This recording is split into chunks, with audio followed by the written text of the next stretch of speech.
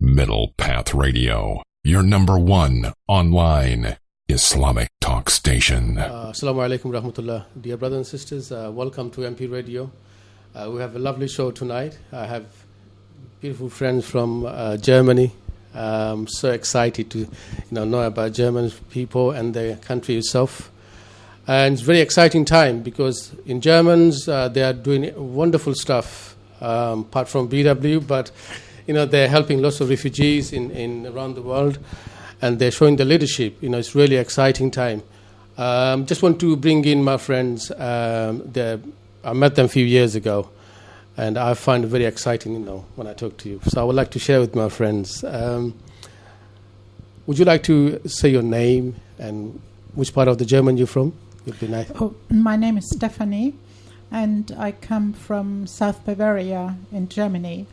Everybody knows this place. Perhaps it's not far from Munich, where the Oktoberfest takes place. How often you come to England? And I see you every year you bring a big chunk of people in. Yes, I used to do quite a lot of guiding tours here in London. I came over with a group of about 25 people, and but I did my last tour 2 years ago. Because of my age, I think I have to stop that, unfortunately. Sometimes just today, when we had this lovely walk, I thought, I want to show it to some German people, because I always want to show the things which are beautiful, because I think it's a pity that I only see them and not the others. So I thought it would be nice, maybe not 20, but perhaps 5 or 6 or so, maybe next year. Wow, that's brilliant. There are so many new things in London to see and to discover that I think people would like that. And you are also a teacher, as an English teacher. You teach these people. Yes. How long have you been doing that? I've been doing this for 36 years now. Wow. Yeah. I'm not that old. I'm joking. 36. Okay. I came over to London in 1964, and I studied English at that time. And then I went back, got married, and I thought I wanted to do something with the English. And so, first of all, I gave some tutor lessons to pupils. And then I realized, that's quite good. I like it. And then I started off at education centers and teaching for adults, mainly. You made lots of good friends in England. Namely, Mr. Roger Fern, he always talks about you, his children's, and her Steph from New Zealand. Last time she was here with her kids, they were talking about you. If Steph is watching, hi, Steph. Hello, Steph. Hello. And that's amazing. You don't see many people nowadays talks about positive about people. They always look for negative. She was like that. But, they talk about you a lot. Yeah. What's the special magic behind that? Why they talk about you so positive? I don't know. Maybe it was because they have known me for such a long time, and so have I. And we always had a good time together. When they were kids, I looked after them. And not at Steph, but she was just born when I left. But she wouldn't be easy if you looked after. No. We always had a good relationship. We never got out of sight, And I kept.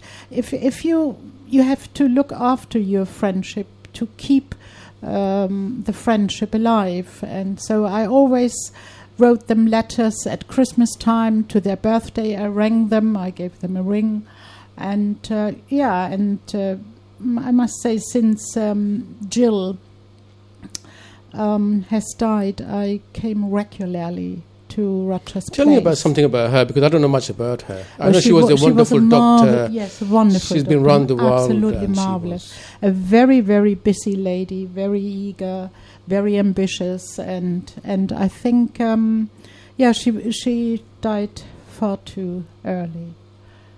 Mr. Rogers still misses her, honestly. As Yes, soon as you talk yes. about her, he's Yeah. just stands himself. It was all of a sudden, it was too sudden somehow, because it was from one day to the other.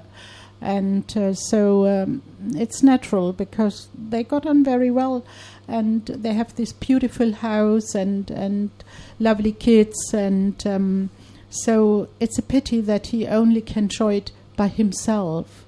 And he also did a lot of traveling, so I think that's something what he misses as well, doing with his wife together. Fantastic. Can I bring you in just to say hello in English or in German? Just say hello to people.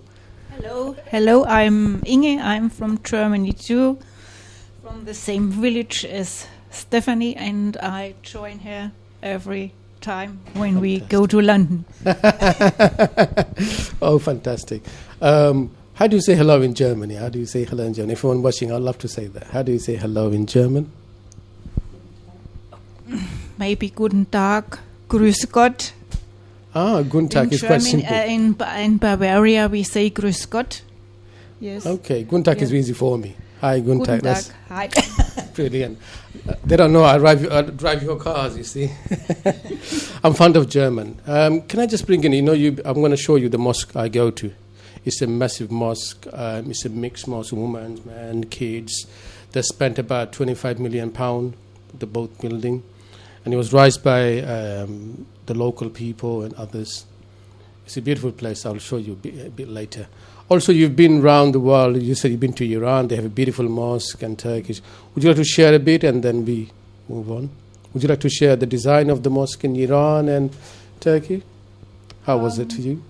Yes, I love the mosque actually in Iran, because they are very beautiful, they are very colorful, and inside and outside, and there are big domes which are with tiles and beautiful blue, shiny, and just nice to see. And I mean, even inside. Did you find any women inside the mosque?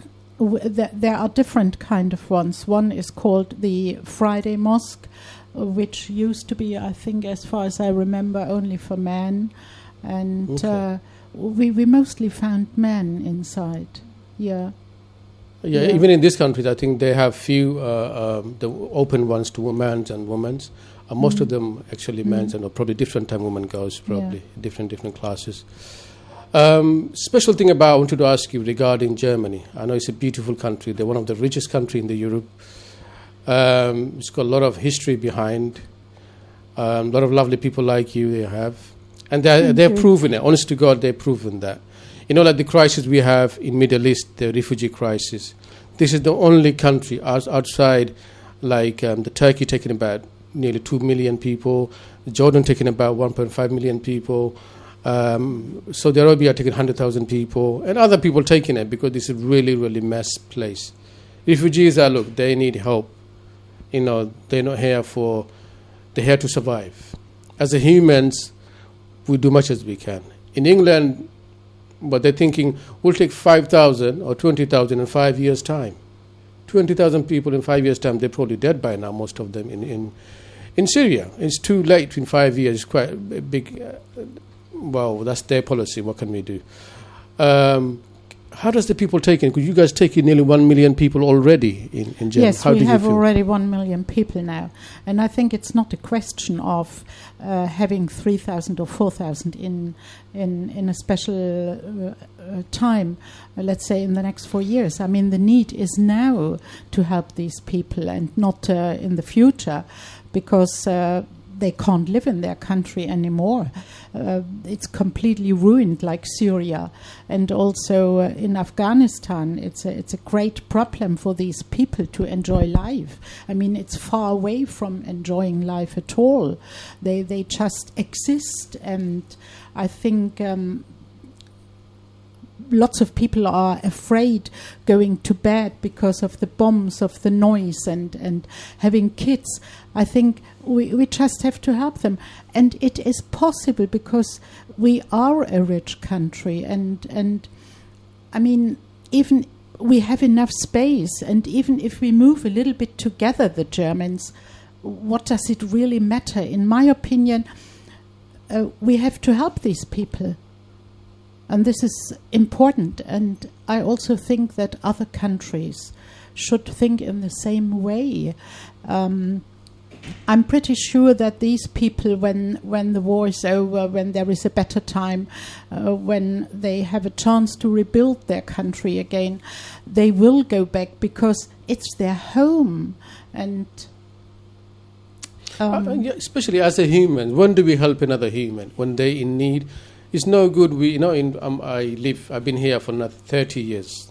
I see myself as an Englishman, maybe in a different color, but I live here. I don't go back home yet. My kids have grown up in this country, so we are proud of that. But when it comes to a crisis they have, like some other European countries are saying, we don't want nothing to do with this. We don't want to. Would they do that just because of these guys are from a different culture or different looks? So I know that's frightening because there will be a mixed people there, good and bad. I agree with that. But if you look into that, there are lots of people are dying. About 4 million people outside the country itself. 2 million probably people died, maybe more or less. yeah. What advice would you give somebody like me to tell my head, listen, forget about it if they don't take any people, but still every day, are we hiding behind politics and we're forgetting the humanity? Do you think this is the case?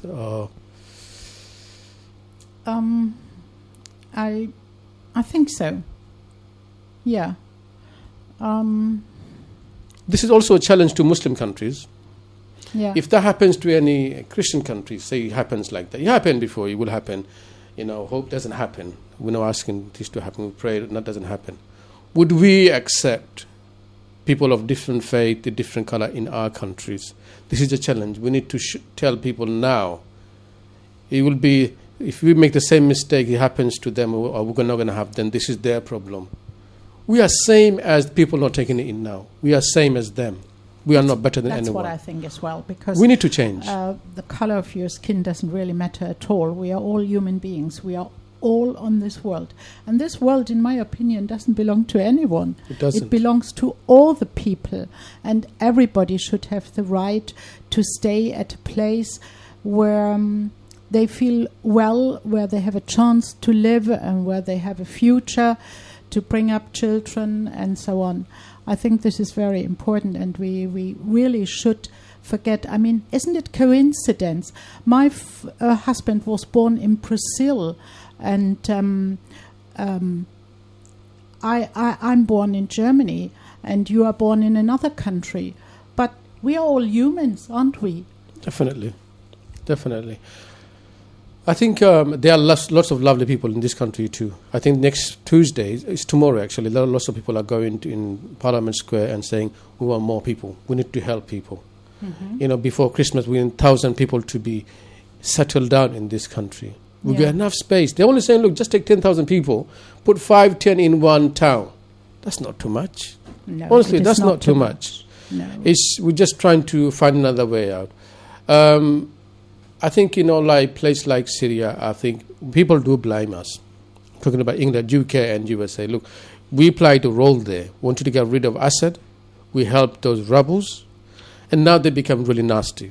These guys, big Al-Qaeda and others, they become really, really nasty. It's really bad for Muslims, for our image. They're killing their own people. It's true. Yeah. But we're going to take some blame because we paid for the weapons. We helped them to organize. Going against Assad, now they can't take him off. So all these people, 4 million or I don't know how many millions are there. How can we help? I don't know. It doesn't work in my head. Honestly, it doesn't. I find it really disaster for humans. We don't even thinking like that. We're just thinking, it's not our problem. It's their problem. Let it be. We don't care. But Germany came as a blessing. Yeah. As a blessing, honestly, Yeah. as a blessing. Yeah. So how do the people react in Germany? I'm sure there are two views. But of course, there are two views. I mean, some people are always against something. It doesn't matter what it is, really. So here we have these groups as well. But most of the people, if you have seen these program on TV when thousands arrived in Munich at the railway station, there were lots of trains coming at once. And I was wondering myself, how can they cope? But there were so many local people, inhabitants, who came and helped for the necessary things, for something to drink, for something to eat, and for the kids a kind of teddy bear or whatever. It was lovely to see. And I mean, we all can do a little bit, and we won't miss anything. No, honestly, it is something so beautiful to see. I was just looking at in the Facebook. There was a big picture there, but thousands of people going into the ship, big ship.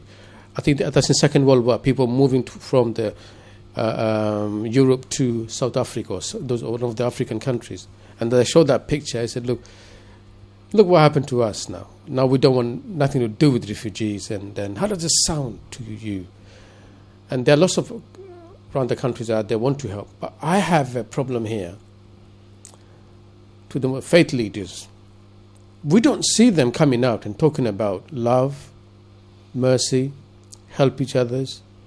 We hear every day in our church, in the mosque, in our temples, synagogues, everywhere.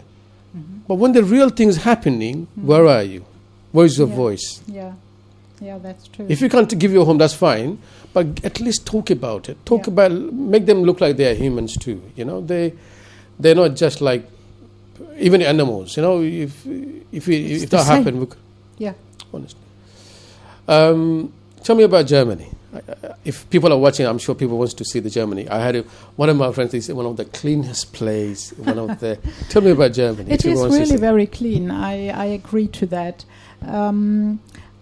It's a wonderful country because we have the North Sea, the Baltic Sea, and we have beautiful wooden areas. We have the Alps in the south. I mean, the landscape is wherever you are in Germany. It's fantastic. It's really wherever you are, it's fantastic. It's a wonderful country. And I would say the people as well. I could see now this immigrants welcome was just fantastic. So sometimes I believe we are a little bit want to be by our own. But that's not really true. People are open, people are generous, and I mean, the German people are known for traveling around the world, so if they go to other countries, why not having these people in our country? So, yeah. So if you have 1 million people coming in, how do you look after them? I'm sure it's difficult because there are lots of people. It is difficult, and we do have problems. How did you manage it? Do you have any idea? It'd be nice people are coming into a huge camp. We offered them gym halls. Okay, yeah. Yes, okay. at school, and we built lots of tents. I mean, it's not the best what they have at the moment, but I think even if there are hundreds in one room together, but it's even better than being in Syria and being afraid and scared and of the bombs and whatever.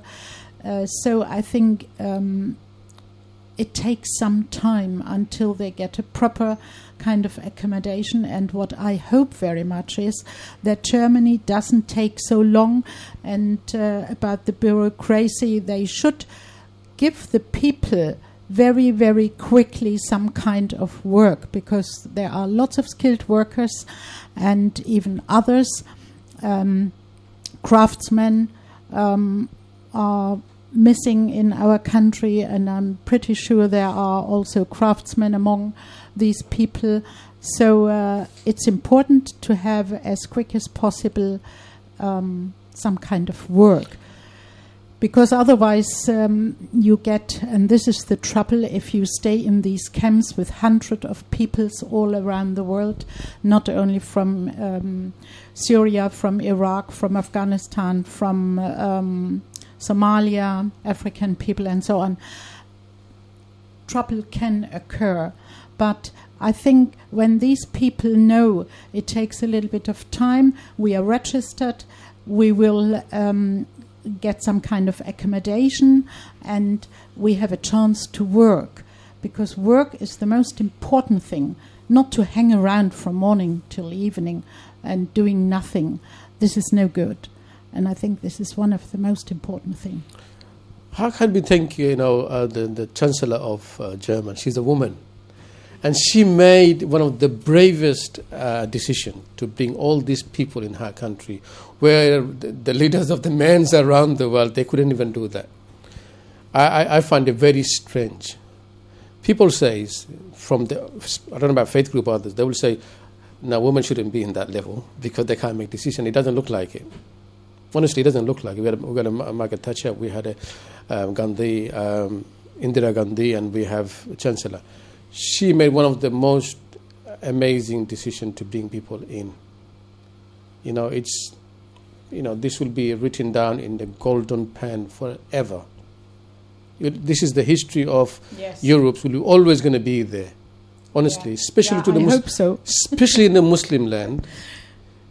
If others not taking it and you took that big boat, and she's asking others to take it as well. Because of her pushing, some people are thinking about taking.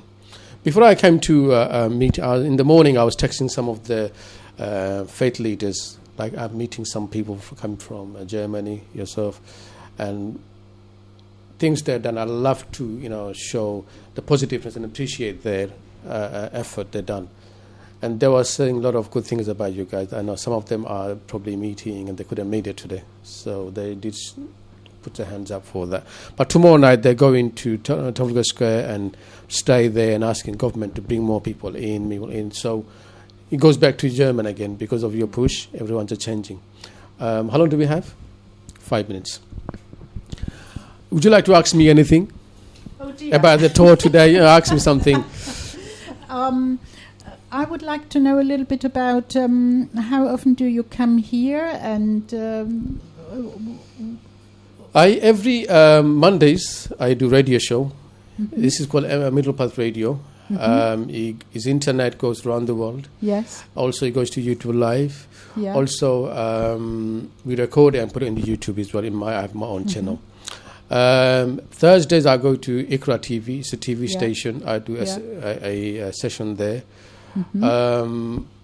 Also, I do youth work. I do care work. Like I look after Mr. Roger. He's a wonderful person, amazing. And honestly, he's one of the best human beings I met. Really? You know him well. That's why I'm using that. Honestly, I feel there's two persons I met. There's two English persons I met. One of them is Roger, Mr. Roger Farron, and Nick Coke. I feel, maybe I'm wrong, they never lied in their life. They probably didn't have to. Maybe not. But the things I see within them, I live with, I know them. Mr. Roger, I know him for 5 years. Yeah. So you can't go any side. Anyone can be a special person. He's special in that. I mean, Roger is an honest person. You're right. There is no reason for him to lie. He says it, what he has to say and what he likes to say. And being honest, I think this is where you can trust the people then, and you can rely on them. And this is what I think, for me, I mean, I've known him now for 51 years. This is a very long time. I haven't got any other friend at all in my life. I have known for 51 years. I mean, I know Inge now for 36 years.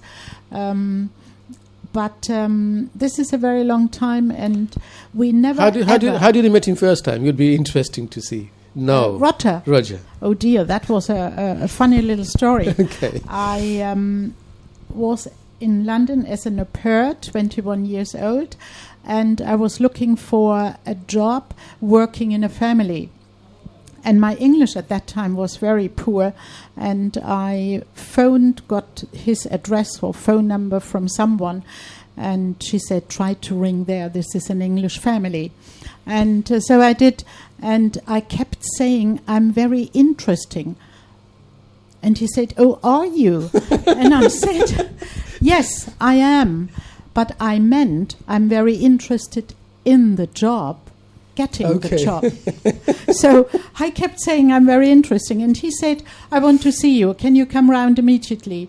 And I said, of course. He probably thought you're talking about yourself. And at that time, I had my fiancé on my side. And I said, he wants to see me immediately. So we have to go there because I want to get this job. And when he opened the door, he said, the interesting girl is coming.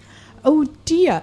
And I mean, my English was poor, but his English was very good. And he said, what's all this about? Interesting girl. You mean interested? Oh, I said, I made a mistake. And that's how we got in touch. It's amazing. First time when I met him, actually, he's a big, tall man, isn't he? Yeah, he was very big and tall. His lifestyle is totally different than normal people. He's an opera, doesn't like local music, he doesn't watch local movies, anything like that. I think he's more like a king style. So when he saw me, he said, Shalom Alaikum. I was surprised. He said to me, Shalom Alaikum. I said, Wa Alaikum, how are you? So you're from Sylhet, aren't you? You're a Sylheti boy, aren't you? I said, what do you mean Sylheti boy? I know you're from Bangladesh, so you're part of the Sylhet. I said, very interesting, how do you know? And then we were talking about, and then he will use amazing words. He doesn't have to use it. He will say, Inshallah, Allah Hafiz. He will ask me things in Bengalis, and he uses that. Yeah. That makes it look really special. Yeah. A guy wants to talk with you, wants to know, and doesn't have to know me. I'll go after him. He doesn't have to know me. But the way he shows his respect, and he would give me his key, and the house is all yours. Yeah. One of the biggest houses in London is yours. Stay here over weekend, bring your family, everything here. Then he's amazing. Even when I was there the first day, I arrived in the morning, and he gave me 2 pairs of keys, 2 bunches of keys, and he said, one is for you and one is for your fiancé. I said, for my fiancé? I didn't want that. and he always gave me the money, and I gave the change back, and I said, now look here. Oh, forget about that. And what I have learned from Roger was that he trusted me right at the beginning, and if someone trusts you like this was very surprising, and you never would take a pay. He always called you bossy woman. Oh, but only in the last time since he got ill. Thank you for your time. From then on. Thank you for your. Would you like to say anything? Just we got 1 minute left. Would you like to say anything? No, thank you. Okay. Go on. Steph will be watching. May I say goodbye to Steph? Bye-bye. Brilliant. Brothers and sisters, thank you for your time, and thank you for watching us. Be with us next week, and I'm so happy. I'm pleasure to have my friends here. Hopefully next year when they turn up, a bit more older, we'll have more time. Thank you very much. Jazakumullah khair. Assalamu alaikum. Middle Path Radio, your #1 online Islamic talk station.